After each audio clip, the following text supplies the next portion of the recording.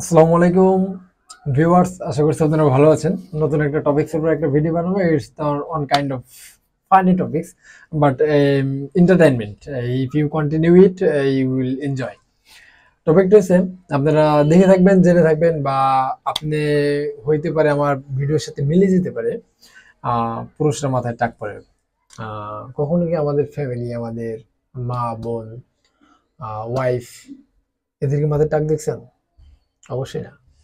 আচ্ছা, পুরুষের মাথায় টাক পড়লে নারীর মাথায় টাক পড়ে না কেন? প্রশ্ন থেকে যায়। আসলে বিষয়টা, ডাক্তারের কাছে গেলে আপনাকে vitamin C, vitamin E, vitamin D এগুলো তো দিবেই। সাথে এমন এমন কিছু সাজেশন করবে, উদ্ভট সাজেশন। মেহেদি নেন, আমলকি সিসের রস নেন, পেঁয়াজের রস মধুর সাথে মিক্স করে নিতে পারেন, লেবুর সাথে সাইট্রিক অ্যাসিড মিক্স করে নিতে পারেন। এরকম আরো অনেক কিছু দিবে। আপনার চুল পড়ে যাচ্ছে, এদের ট্রিটমেন্ট। শ্যাম্পু, সেটা তো বাজারে আছে, এইটা না ওইটা, ওইটা না ওইটা, ওইটার চেয়ে ওটা ভালো, ওটার চেয়ে ওটা ভালো, হ্যাঁ। এদের কোনো ই নেই। বাট আমি এইসবের বিজ্ঞাপনের মধ্যে আসিনি, বা আমি ওষুধ বিক্রি করার জন্য আসিনি। আমার কথা হয়েছে যে ভিটামিনের প্রভাবে চুল পড়লে আমরা তো একই বাসায় খাই। আহ, মা বোন, আমাদের ওয়াইফ থাকে, আহ, একই বাসায় খাই, একই রান্না খাই, তাহলে সে কিভাবে ভিটামিন আর্ন করে তার চুলে, আমার ভিটামিন হয় না? তার মানে কথা বলতে চাচ্ছি যেটা, আমি এদের বিপক্ষে, সম্পূর্ণ বিপক্ষে। হ্যাঁ, ভিটামিনের অভাবে চুল পড়ে, এইটার সাথে আমি মিলতে রাজি নই। হ্যাঁ, ভিটামিন দরকার আছে, definitely I not ignore it, but শুধু যে ভিটামিন ডি বা ভিটামিন ই যে চুল পড়ার জন্য দায়ী, এটার সাথে আমি একমত নই। তাহলে তাহলে আপনি কিসের সাথে একমত? এটা কথা থাকতে পারে। হ্যাঁ, অবশ্যই আপনি এদের মতামত জানাবেন, মূল্যবান মতামত, ওটাও দেখবো। এখন যদি তাই হয় ভিটামিনের অভাবে, তাহলে সবার টাক পড়ার কথা ছিল। যেহেতু আহ, নারীর মাথায় টাক পড়ে না, পুরুষের মাথায় টাক পড়ে, আমি এটাকে মেজর ইফেক্ট মনে করি। যে ইজ দ্য টেনশন। একজন পুরুষের মাথায় ফ্যামিলির টেনশন, সন্তানাদের টেনশন, টাকা পয়সার টেনশন, ফিউচার নিয়ে টেনশন, সন্তানাদি মানুষ করতে হবে সেটা নিয়ে টেনশন, জব সেক্টরের tension, huge huge huge tension তার মাথার উপর থাকে।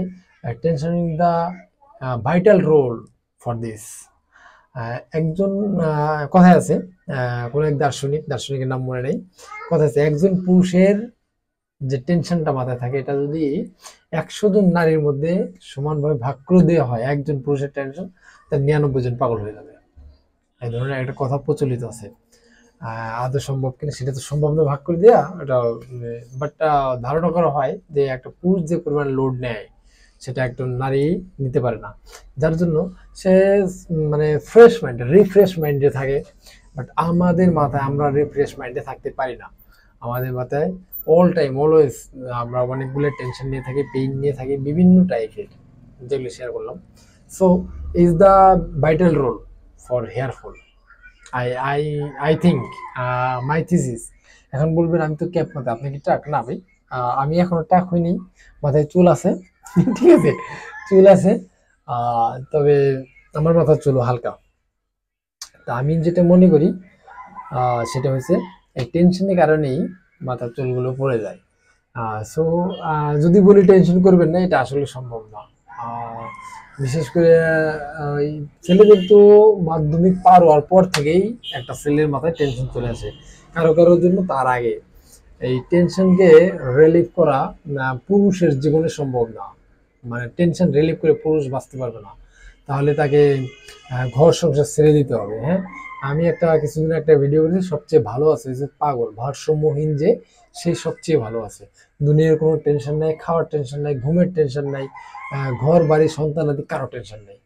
খাবার উপরাল্লাহ রিজিক কোনোভাবে তাকে তার সঙ্গে বলছে, ওই নিয়ে সে টেনশন করবে না, উপর আল্লাহ তার জন্য রিজিক ফিক্স করে গেছে, কোথায় খাবে, কোনোদিন দোকানে কেউ গিফট করবে, এটা এইভাবে চলে যাবে, এটা নিয়ে তার টেনশন নেই। অর্থাৎ ও ভালো আছে ভারসাম্যহীন হলে। আর একটা হচ্ছে, আপনি যদি ঘর সংসার ছাড়ে দেন, তারপরে কিছুটা টেনশন থাকবে, আপনার খাবার খাইতে হবে, এটার একটা অ্যারেঞ্জমেন্ট, একটা টেনশন থাকতে হবে। সো যদি বলে টেনশন করবেন না, এটা বলা আসলে ঠিক হবে না। টেনশন থাকবে, কিন্তু তারপরেও যেটা ফ্যাক্ট, এই ফ্যাক্টটা শেয়ার করলাম। জানি না আপনাদের ভালো লাগছে কিনা ভিডিওটা কন্টিনিউ করার জন্য। Lots of love.